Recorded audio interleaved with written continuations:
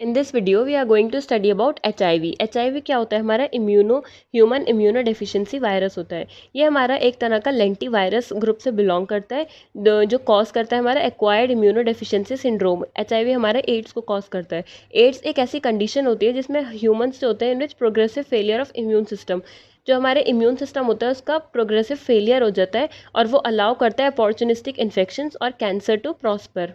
फिर unlike some other viruses the human body can not get rid of HIV। जो हमारा मतलब जैसे और वायरसेस से हम क्योर कर सकते हैं, लेकिन अगर किसी पेशेंट को एक बार HIV हो गया तो वो उसको मतलब लाइफ टाइम होता है अगर एक बार किसी को हो गया। अब HIV की हम क्लासिफिकेशन की बात करें तो ये हमारा रेट्रोवायरिडी फैमिली से बिलोंग करता है और ऑर्थोरेट्रोवायरिनी इसकी सब फैमिली होती है। इसका जीनस क्या होता है? हमारा लेंटिवायरल, और इसकी दो स्पीशीज़ होती हैं, HIV-1 और HIV-2। इसकी हम मॉर्फोलॉजी की बात करें तो ये हमारा रफली स्फेरिकल शेप का होता है। इसका डायमीटर होता है अबाउट 120 नैनोमीटर। ये बहुत ही ज़्यादा हाई जेनेटिक वेरिएबिलिटी प्रेजेंट होती है इसमें, और RNA जीनोम प्रेजेंट होता है। इसमें हमारे तीन जीन्स प्रेजेंट होंगे, गैक, पॉल और ENV। ये हमारे तीन जो होते हैं स्ट्रक्चरल तीन हमारे स्ट्रक्चरल जीनोम होंगे, और इसके अलावा हमारे 6 जो होते हैं वो नॉन स्ट्रक्चरल जीनोम प्रेजेंट होते हैं। कैप्सिड के अंदर हमारे 3 एंजाइम्स भी प्रेजेंट होंगे HIV रेप्लिकेशन में, जो कि हमारे रिक्वायर होंगे, रिवर्स ट्रांसक्रिप्टेज, इंटीग्रेज और प्रोटीएज। इसे हम याद करते हैं एज RIP। R से रिवर्स ट्रांसक्रिप्टेज, I से इंटीग्रेज और P से प्रोटीएज। फिर हमारा HIV में 2 कॉपीज प्रेजेंट होती हैं पॉजिटिव सिंगल स्ट्रैंडेड RNA की, which is enclosed by a conical capsid composed of viral protein. इसका जो मैट्रिक्स होगा वो it is surrounded by bilayered phospholipid which is composed of glycoproteins and spikes protein. अब हम इसके रेजिस्टेंस की बात करें तो जो हमारा HIV होगा वो हमारा बॉडी के बाहर अच्छे से सर्वाइव नहीं करता है। ये हमारा ड्राई ब्लड में सर्वाइव करता है अप टू 7 डेज, और वायरस जो होता है is inactivated under extreme changes of pH in acidic and alkaline medium.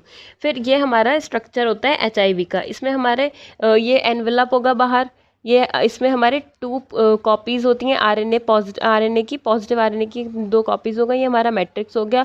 इसमें हमारा रिवर्स ट्रांसक्रिप्टेज एंजाइम प्रेजेंट है, ये हमारा मैट्रिक्स प्रोटीन है, और इसके बाहर जो होगा उसे हम GP120 कहते हैं, और ये जो इससे कनेक्टेड है ये हमारा GP140 होगा, और बाहर ये लिपिड की कवरिंग होगी, और ये सब हमारा किस में आएगा? एनवेलप में आएगा।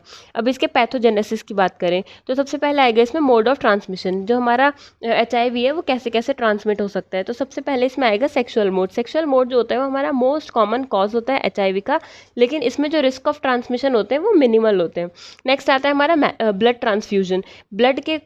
अगर किसी का ब्लड किसी के ब्लड के कांटेक्ट में आ रहा है तो भी उसे HIV हो सकता है। तो ये हमारा लीस्ट कॉमन मोड होता है, लेकिन इसमें रिस्क ऑफ ट्रांसमिशन जो होते हैं वो बहुत ज़्यादा होते हैं। नेक्स्ट आता है हमारा प्रीक्यूटेनियस या फिर म्यूकोसा। इसमें क्या होता है, जैसे किसी की यूज़ हुई हुई निडल हमने किसी और पेशेंट में यूज़ कर दी, या फिर कोई ड्रग अब्यूज़ कर रहा है तो उसमें किसी एक ने इंजेक्शन यूज़ किया और फिर उसके बाद दूसरे ने इंजेक्शन यूज़ कर लिया, तो उससे भी हो सकता है। या फिर जो रेजर्स होते हैं और टैटूइंग होती है वो भी अगर हमने शेयर कर दी एक दूसरे पर्सन से तो उसको भी हमारा HIV हो सकता है। नेक्स्ट आता है हमारा पेरीनेटल मोड, मतलब मदर से फीटस को भी हो सकता है। इसमें रिस्क ऑफ ट्रांसमिशन हमारे 20 to 40% होते हैं, और ये प्रेगनेंसी के टाइम पर भी हो सकता है, ब्रेस्ट फीडिंग के टाइम पर, या फिर मैक्सिमम होता है हमारे डिलीवरी के टाइम पर।